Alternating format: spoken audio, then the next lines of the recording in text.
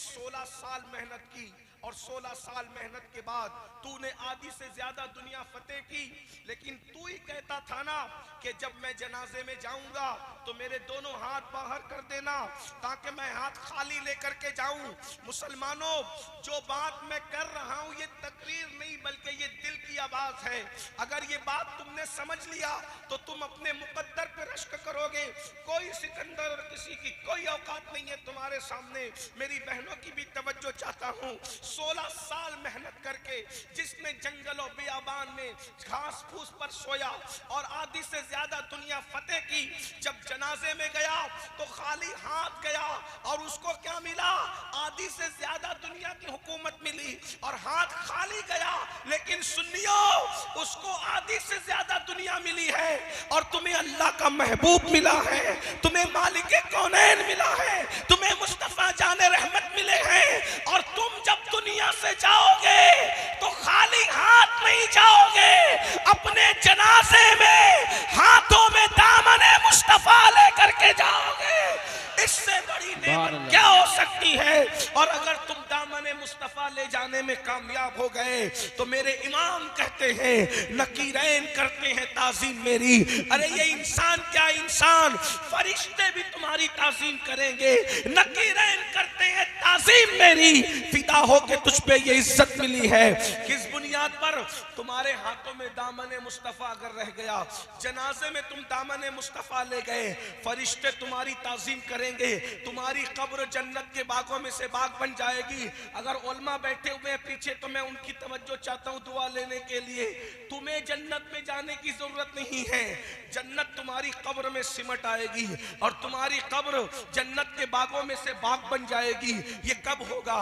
जब तुम नबी से वफा कर लोगे, रसूलुल्लाह से वफा कर लोगे। तुम सबके सब आशिक़े रसूल है। अब बस एक बात करके बात पूरी कर लेना है, जितनी देर में आप समझ लें। अल्लाहु अकबर। नबी से वफा किसे कहते हैं? नबी ये पाक से वफादारी का मतलब क्या है? तुम सब आशिक़े रसूल हो ना मेरे भाई, तो अब बताओ, रसूलुल्लाह से हमें वफा करना है, अल्लाह हमारा होगा अगर हमने नबी से वफा कर ली। इकबाल ने तक कहा था कि मोहम्मद से वफा तूने तो हम तेरे हैं, कि मोहम्मद से वफा तूने तो हम तेरे हैं। अरे ये जहां चीज है क्या, लौहो कलम तेरे हैं। तुम रोजी रोटी के लिए परेशान हो, खुदा तुम्हारा हो जाए अगर तुम नबी से वफा कर लो। अरे तुम अल्लाह अकबर बिटिया की शादी के लिए परेशान हो, खुदा तुम्हारा हो जाए अगर तुम नबी से वफा कर लो। अल्लाह अकबर। ये नौकरियां क्या चीज है, दुनिया तुम्हारी गुलाम बन जाए अगर तुम नबी से वफा कर लो। नींद की गोली खा करके तुम्हें नींद नहीं आती, नींद क्या चीज है, जन्नत तुम्हारे पास सिमट आए। अल्लाह अकबर। अगर तुम नबी से वफा कर लो मेरे भाई, नींद क्या चीज है, क्या आपने नहीं सुना? अल्लाह अकबर। वो बगदाद का बहलूल जिसे दुनिया बहलूल दाना कहती है, वो दीवाना घरौंदा बनाकर जन्नत बेचता है बादशाह की बीवी को। अल्लाह अकबर। नबी की वफा कितनी बड़ी चीज है। अब यहाँ एक सवाल पैदा होता है, आप सबसे माफी चाहते हुए, क्या हम नबी के वफादार हैं? मिलाद मनाने वालों, 1500 साल जश्न मनाने वालों, कुमकुमे लगाने वालों, झंडे निकाल लगाने वालों, अपने घरों को सजाने वालों, मजलसा सजाने वालों, मुरीद होने वालों, कादरी, बरकाती, रज़वी, अशरफी, चिश्ती, वारसी, मदारी सब पढ़ने वालों, क्या हमारे अंदर वफादारी है नबी की? याद रखना, अगर नबी की वफादारी है तो तुम कादरी हो, वरना तुम कादरी कहलाने के हकदार नहीं हो। अगर तुम नबी के वफादार हो तो तुम चिश्ती हो, वरना तुम चिश्ती कहलाने के हकदार नहीं हो। अगर तुम नबी के वफादार हो तो तुम मदारी हो, वरना तुम मदारी कहलाने के हकदार नहीं हो। अगर तुम नबी के वफादार हो तो तुम रज़वी हो, वरना रज़वी कहलाने के हकदार नहीं हो। आप कहेंगे अमीनुल कादरी ये नबी की वफादारी क्या होती है? मैं उसको एक मिसाल से समझाता हूँ और बात पूरी होगी, क्योंकि बात हो चुकी। 1.25 घंटा जब नबी की नात हुई तो बात हो गई, इसलिए कि जिक्र नज़्म में किया जाए या नस्र में किया जाए, जिक्र जिक्र होता है, महबूब का जिक्र जिक्र होता है। अल्लाह अकबर, अल्लाह अल्लाह। अब यहाँ 2 सवाल करना है मुझे आपसे, क्या हम नबी के वफादार हैं? अल्लाह अकबर। मिसाल के जरिए समझो, एक बंदा है, तवज्जो करना, बहुत ध्यान से सुनना, मैं देख रहा हूँ आप लोग बहुत तवज्जो से सुन रहे हो, और याद रखना तकरीर इतनी तवज्जो से नहीं सुनी जाती, दिल का दर्द ही संजीदगी से सुना जाता है। जब कोई दिल का दर्द बयान करता है तो आदमी कान लगा के सुनता है, क्या कह रहा है जरा सुनो तो सही, बाद में नतीजा निकालेंगे। अल्लाह अकबर, तवज्जो करना मेरे भाइयों। एक बंदा है, क्या हम नबी के वफादार हैं? हाँ या नहीं कुछ मत बोलना, सिर्फ सुनना, बस आज सुनना है आपको, कुछ नहीं कहना है। अल्लाह अल्लाह, क्या हम नबी के वफादार हैं? एक बात कहूं, अगर नबी के वफादार हो जाओगे ना तो नबी तुम्हारी मैयत के दिन तुम्हारे घर तुम्हें लेने आएंगे। ये एक एक जुमले का जिम्मेदार मैं हूं, एक एक जुमले का जिम्मेदार मैं हूं। जिसको सबूत चाहिए मैं हवाला भी पढ़ दूंगा। अभी हवाला इसलिए नहीं पढ़ रहा हूं साथ साथ कि तकरीर नहीं हो रही, दिल का दर्द हो रहा है, बरबते दिल पर इश्क के तार छेड़ रहा हूं। अगर माइक वाला भैया यहाँ मौजूद है, उससे गुजारिश है कि थोड़ा सा माइक की आवाज अगर वो खोल देगा तो अल्लाह तबारक व तआला उसके रिस्क का, उस रिस्क को खोल देगा इंशाल्लाह, उसके सोए मुकद्दर को खोल देगा इंशाल्लाह। माइक बहुत अच्छा है लेकिन थोड़ी सी आवाज खुल जाए। तो अर्ज ये कर रहा था क्योंकि ये बात थोड़ी खुले फिजा में कहने की है जो अब मैं कहने जा रहा हूँ। क्या हम नबी के वफादार हैं?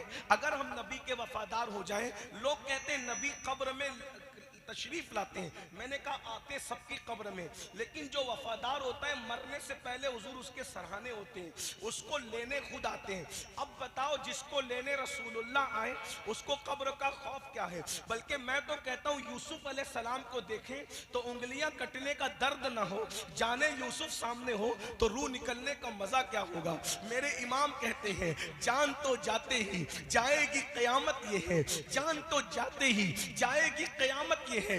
अब यहाँ मरने पे ठहरा है नजारा तेरा, अब यहाँ मरने पे ठहरा है नजारा तेरा। गौर कीजिएगा, जो नबी के वफादार होते हैं नबी उनको लेने तक आते हैं। अल्लाह अकबर। फिर कब्र में उसको बाद में उतारा जाता है, पहले रसूलुल्लाह उसकी कब्र में खुद तशरीफ लाते हैं, उसके उतरने से पहले हुजूर आते हैं उसको सहारा देने के लिए। कोई वफादार होकर तो देखे, बस इतनी सी बात है। तो क्या हम नबी के वफादार हैं?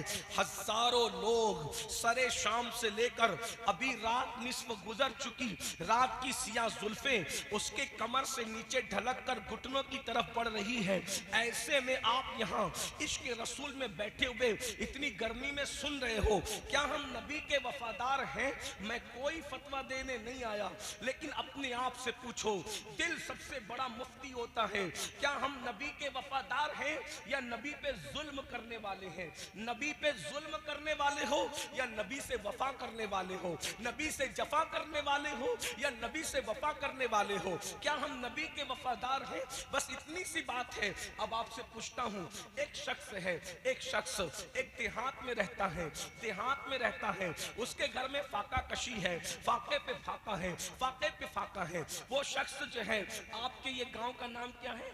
आपके जंतीरा, जंतीरा से निकला और निकलने के बाद दिल्ली गया, दिल्ली गया, जगह जगह जाता है, घर घर जाके कहता है मुझे नौकरी दे सकते हो, मेरे बच्चे फाके से हैं, मुझे नौकरी दे सकते हो, मेरे बच्चे फाके से हैं, मेरी बीवी के दुपट्टा फट गया है, उसको पहनने के लिए कपड़े नहीं है। मुझे घर घर जाता है और घर घर जाता है और धक्के खाता है। और गौर से सुनना, घर घर जाता है, धक्के खाता है, घर घर जाता है, धक्के खाता है। ऐसे में फिर उसको नौकरी मिलती है, वो मेहनत करता है, मेहनत करके खूब माल कमाता है। और जब माल कमाता है तो दिल्ली में उसका बहुत बड़े पौश इलाके के अंदर एक महल बन जाता है। उसके दो बेटे होते हैं, एक बेटा उसकी कमाई हुई दौलत को निकालता है और निकाल के ले जाकर जिना के अड्डे पे ले जाकर के खर्च करता है। वो रकम को निकालता है, निकाल कर उसकी सिगरेट पीता है, उसके पटाखे फोड़ता है, उसके डीजे लगाता है,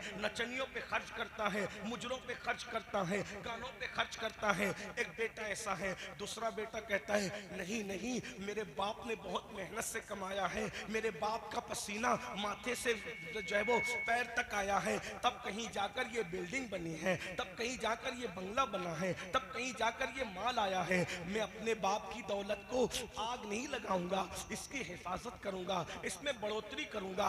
अब मुझे बताओ दोनों में बाप का गद्दार कौन है और बाप का वफादार वफादार कौन है, बाप पर जुल्म करने वाला कौन है, और बाप का गद्दार कौन है, और बाप का वफादार कौन है। बोलो आप क्या जवाब दोगे? अब जवाब देने का वक्त आया। बोलो दोनों भाइयों के अंदर कौन वफादार है? बोलो कौन वफादार है? बात समझ में आई तो अब जवाब दो। कौन वफादार है दोनों भाइयों में? जो बाप की दौलत का ख्याल करता है, जो बाप की मेहनत का ख्याल करता है। यही है, मैं सही कह रहा हूँ? बोलो भाई सही कह रहा हूँ? आवाज आपकी नहीं आ रही, कोई बात नहीं, लेकिन आप मेरी बात का तायीद करें। बोलो जो बाप की मेहनत का एहसास करे वो वफादार है, या जो बाप की मेहनत का एहसास न करे वो वफादार है? दोनों में वफादार कौन है? आखिरी तक बोलो कौन है वफादार? आप जवाब देंगे सब। कौन वफादार है? जो बाप की, जाहिर सी बात है आपके पास माइक नहीं है, लेकिन अगर आप जवाब देंगे तो यहां तक आवाज आएगी। सब मिलके बोलो, बोलो बाप का वफादार कौन है? जो बाप की मेहनत का ख्याल करता है, और जो बाप की मेहनत को ख्याल नहीं करता वो बाप पर जुल्म करता है, बाप का गद्दार है तो बाप ही का बेटा मगर गद्दार है। अगर इतनी बात तुम्हारे समझ में आ गई, सब समझ गए, इसको यहीं छोड़ दो। इस मिसाल को मिलाने के लिए नहीं कहा, समझाने के लिए कहा। अब बताओ तुम्हारा बाप दर दर भटकता है, तब जाकर के दौलत आती है। अब बिला तमसील, बिला तमसील, बिला तमसील, करोड़ों बार बिला तमसील नबी जमीन पर क्यों आए? कुरान कहता है हुवल्लज़ी अरसल रसूलहु बिल हुदा व दीनिल हक़ लियुज़हिरहु अला दीन कुल्ली वलौ करिहल मुशरिकून। ये वो अल्लाह है, बल्कि वो है, वो वही है जिसने दीन हक़ के साथ अपने रसूल को भेजा। और रसूल क्यों आए? लियुज़हिरहु अला दीन कुल्ली, ताकि दीन हक़ गालिब आ जाए, दीन हक़ को गलबा नसीब हो जाए। यानी मेरे और तुम्हारे रसूल ने इस दीन को, ये जो छोटा सा देहात है जिसका नाम भी मुझे याद नहीं रह पा रहा है, इस छोटे से देहात में अगर नमाज पहुंची है, अगर कुरान पहुंचा है, अगर इस्लाम पहुंचा है, तो ये मेरे नबी की मेहनतों का नतीजा है। अरे बाप की मेहनतों को याद रखने वालों, तुम्हें रसूल पाक की मेहनत याद है? आइए थोड़ा सा उसको याद कर लो और फिर कहो कि क्या हम नबी के वफादार हैं। लोगों अल्लाह अकबर, बाप का पसीना सर से पैर तक आता है तो तुम्हारा बंगला बनता है, बाप का पसीना सर से पैर तक आता है तो तुम्हारी दौलत इकट्ठा होती है। लेकिन नबी का पसीना पैर तक नहीं आया, बल्कि नबी का खून था जो पेशानी से निकला और उससे नालैन भर गई। यानी दीन के लिए नबी ये पाक की मेहनत कितनी है, उस मेहनत को कभी याद किया है? अल्लाह की इज्जत की कसम, मेरी बहनों की भी तवज्जो चाहता हूँ। ब्यूटी पार्लरों में जाने वाली मेरी बहनों, थोड़ा तसव्वुर तो करो। अल्लाह अकबर, इस दीन को दुनिया में पहुंचाने के लिए नबी ने कितनी मेहनत की है, रसूल पाक ने कितनी मेहनत की है। हुजूर की मेहनतों का आलम क्या है? अल्लाह अकबर, बस इसको समझ लो। क्या हम नबी से वफा कर रहे हैं? एक दिन उम्मुल मोमिनीन सैयदा आयशा सिद्दीका ने कहा था, या रसूल अल्लाह, आपकी जिंदगी का सबसे मुश्किल दिन कौन सा है? आपकी जिंदगी का सबसे मुश्किल दिन कौन सा है? फिर खुद ही जवाब देती है, सवाल भी खुद ही करती है, जवाब भी खुद ही देती है। कहती या रसूल अल्लाह, आपकी जिंदगी का सबसे मुश्किल दिन ओहद का दिन है ना? अल्लाह अकबर, चूंकि वो दिन अपनी आंखों से देख चुकी थी। अल्लाह अल्लाह, उम्मुल मोमिनीन कहती है ओहद का दिन सबसे मुश्किल दिन था ना आका? आका फरमाते नहीं आयशा, हालांकि आयशा सिद्दीका उम्मुल मोमिनीन ने ओहद का दिन देखा था। ओहद का दिन कितना मुश्किल था। अल्लाह अकबर, एक दिन में 3 मरतबा पेट भर करके खाने वालों, मस्जिदों को वीरान करने वालों, नबी की मेहनतों को भूल जाने वालों, शादियों में डीजे लगाने वालों, फजर की नमाज में सोते पड़े रहने वालों, नबी की मेहनतों का एहसास कर लो। जो बाप की मेहनत का एहसास न करे वो बाप का गद्दार है, और जो नबी की मेहनत का एहसास न करे उसके लिए मैं क्या अल्फाज का इंतखाब करूं? सुनो सुनो, उम्मुल मोमिनीन कह रही है आका, ओहद का दिन आपकी जिंदगी का सबसे मुश्किल दिन था। कहा नहीं आयशा, लेकिन ओहद का दिन क्या था वो सुन लो। 70 लाशें एक साथ मदीने से उठी है, 70 सहाबा शहीद हुए हैं, शहीद। अल्लाह अकबर, यानी कितनी औरतें बेवा हुई है जब कहीं जाकर इस्लाम को तरक्की मिली है। कितने नन्हे नन्हे बच्चे यतीम हुए हैं, कितने घर वाले बेघर हुए हुए हैं, तब ये दीन तुम तक पहुंचा है। दीन को गाने के दरवाजे पर बेचने वालों, दीन को फिल्मों की चौखट पर सौदा करने वालों, कयामत में मरना, मर के अल्लाह को मुंह दिखाना है, कब्र में रसूलुल्लाह को मुंह दिखाना है। क्या जवाब दोगे अपने नबी को? अल्लाह अकबर। 70 सहाबा शहीद हुए और हजरत अमीर हमजा की शहादत, अल्लाह अकबर, शहादत अमीर हमजा, अल्लाह अल्लाह। एक शख्स ने अमीर हमजा को शहीद किया। एक औरत के कहने पर हजरत अमीर हमजा के कान काटे गए, नाक काटी गई, होंठ काटे गए, जबान काटी गई, अल्लाह अकबर। और फिर आखिरी में हजरत अमीर हमजा का सीना चीर कर उनके सीने से कलेजा निकाला गया और कलेजा निकाल कर उस शख्स ने जिसने हजरत अमीर हमजा को शहीद किया था, कलेजा निकाल कर एक औरत के हाथ में दिया और वो औरत हजरत अमीर हमजा के कलेजे को अपने दांतों से चबाने लगी। चबाने वाली खातून ने रसूलुल्लाह के चचा हजरत अमीर हमजा का कलेजा चबाया और जब हजरत अमीर हमजा का कलेजा चबाया, अल्लाह के रसूल अलैहिस्सलाम जब हजरत अमीर हमजा के जनाजे पर आए तो आने के बाद मेरे आका रो पड़े। इतना रोए कि रोते रोते आंसुओं से दाढ़ी शरीफ तर हो गई। और जिस दिन वो 70 लोग शहीद हुए थे, उन लोगों को कफन पहनाने के लिए मुसलमानों के पास कपड़ा भी नहीं था। आज अगर कोई लावारिस, अगर आज कोई लावारिस लाश रेलवे स्टेशन पे पड़ी नजर आती है तो लोग उसको भी चंदा करके पूरा कफन देते हैं। लेकिन इस्लाम के लिए वो लोग जो शहीद हुए हैं, जिनके लिए कुरान में आयत आई है, वला तक़ूलू लिमन युक़तलू फी सबीलिल्लाहि अमवात बल अहयाउ वलाकिन ला तशऊरून, ये खास नाजिल हुई है शोदाए उहद के लिए और इसका हुक्म फिर हर शहीद के लिए आम है क़यामत तक के लिए। लेकिन सोचो तो सही कि उनको कफन देने के लिए कपड़ा भी नहीं था। उस वक्त हजरत अमीर हमजा की बहन सैयदा सफिया मैदान उहद में मौजूद थी। जब देखा कि मेरा भाई शहीद हो गया है तो अपने बेटे हजरत जुबैर इब्न अव्वाम से कहा कि बेटा, मेरे घर में सूती 2 दुपट्टे के टुकड़े मौजूद हैं, 2 दुपट्टे उठा करके लाओ।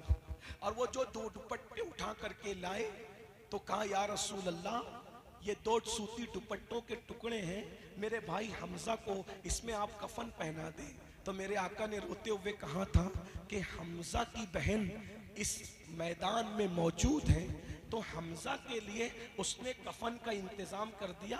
लेकिन मेरा एक और भी तो सहाबी है जिसे दुनिया मुसअब इब्न उमैर के नाम से जानती है, मुसअब के लिए कौन कफन का इंतजाम करेगा? तो उन्होंने कहा था, या रसूल अल्लाह, ये कपड़े आपके पास हैं, आप जिसको चाहे दे दे, हमजा की कोई कैद नहीं। तो मेरे आका ने फरमाया, एक हमजा के लिए, एक मुसअब इब्न उमैर के लिए। और उसके बाद फिर क्या हुआ, अल्लाह अकबर, जाने वाला गया और रोते हुए वापस आया। अर्ज किया, या रसूल अल्लाह, हम उनके चेहरे पे कपड़ा डालते हैं तो पैर खुल जाते हैं और पैरों पे कपड़ा डालते हैं तो सर खुल जाता है। मेरे आका ने रोते हुए कहा था, हमजा और मुसअब के चेहरे पे कपड़ा डाल दो और पैरों पर घास डालकर उनके दफन का इंतजाम करो। वही ओहद का दिन है जिसमें रसूलुल्लाह के दंदान शहीद हुए, वही ओहद का दिन है जिसमें रसूलुल्लाह के घुटनों को जख्मी किया गया, हुजूर के गालों को जख्मी किया गया। और फिर उम्मुल मोमिनीन सैयदा आयशा कहती है कि या रसूल अल्लाह,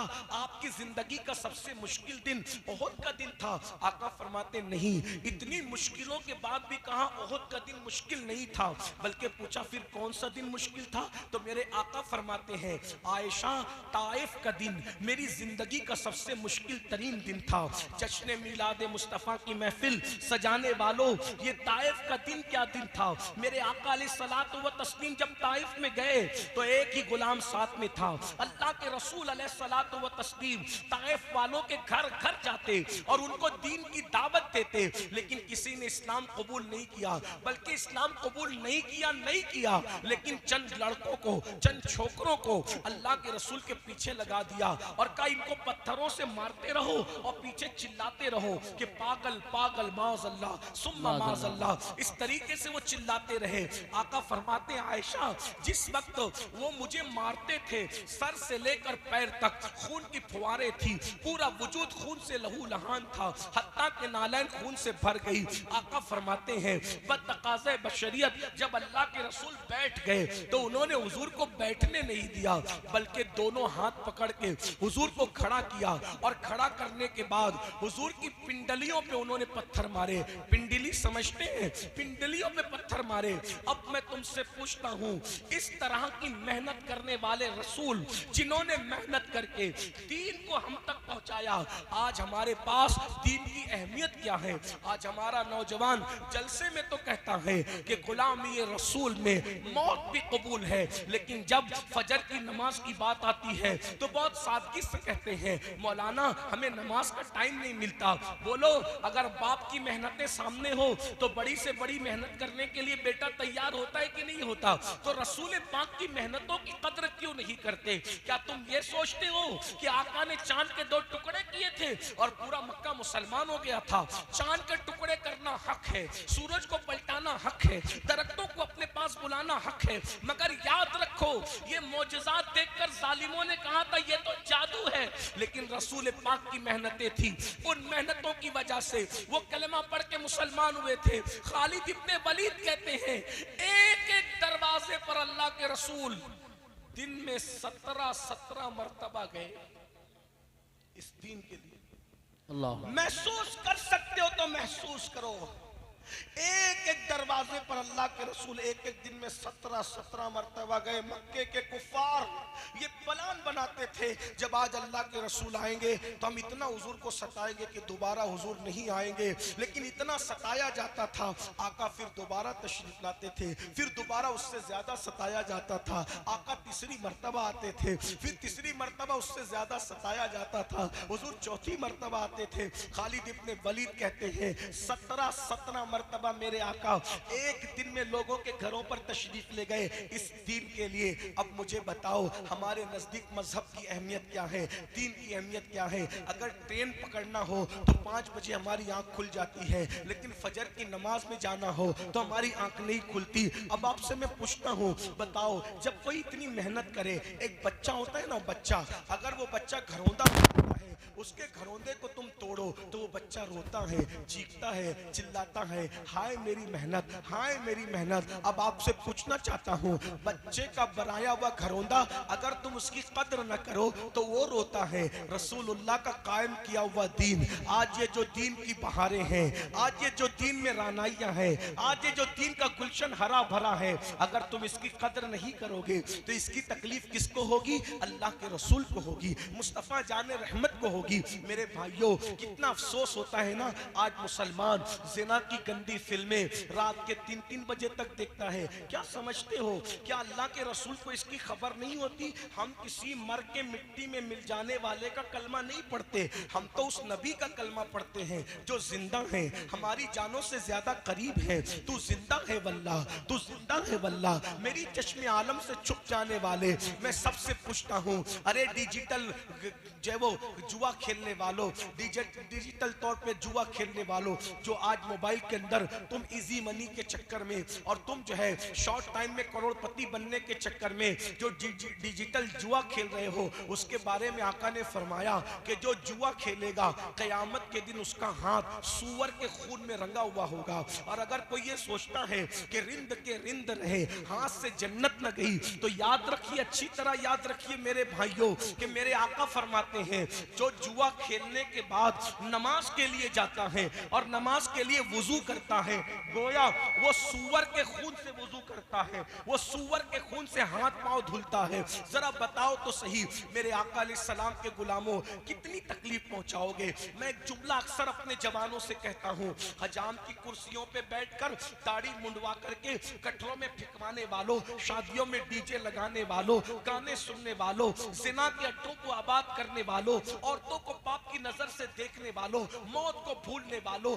आखिरत को फरामोश करने वालों, सूद और ब्याज के धंधे करने वालों, अपने घर की औरतों को फिल्मों में ले जाने वालों, अपने घर की बेटियों को ब्यूटी पार्लर तक ले जाने वालों, बेपर्दा अपनी बच्चियों को वलीमों में लेकर के घूमने वालों, कभी तुमने सोचा कि ताइफ की वादियों में रसूलुल्लाह के जिस्म पर जो पत्थर मारे जा रहे थे वो हुजूर के जिस्म को जख्मी कर रहे थे। ध्यान से सुनना, गौर से सुनना, अगर तुम नबी के वफादार हो तो तुम्हें तुम्हारे इश्क रसूल का वास्ता, तुम्हें तुम्हारे इश्क मुस्तफा का वास्ता, तुम्हें तुम्हारी मोहब्बत रसूल का वास्ता। मुझे बताओ, ताइफ में जो नबी पे पत्थर मारे जा रहे थे वो नबी के जिस्म को छलनी कर रहे थे, लेकिन तुम्हारे गुनाह नबी के जिस्म को जख्मी नहीं करते, बल्कि तुम्हारे गुनाह के नश्तर नबी के दिल पर लगते हैं, अल्लाह के रसूल के दिल को छलनी करते हैं।